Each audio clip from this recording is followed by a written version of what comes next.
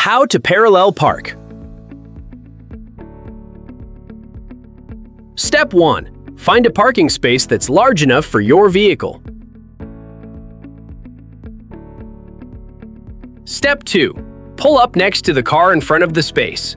Align your rear bumper with their rear bumper and keep about 2 feet of distance between the cars. Step 3. Turn your steering wheel all the way to the right. Slowly reverse until you can see the license plate of the car behind you in your side mirror.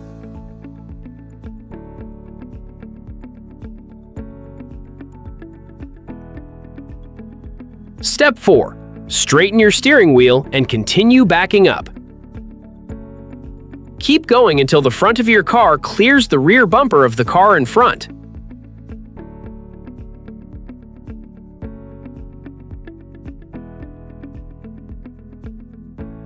Step 5. Turn your steering wheel all the way to the left and continue reversing. Your vehicle will begin to swing neatly into the parking space.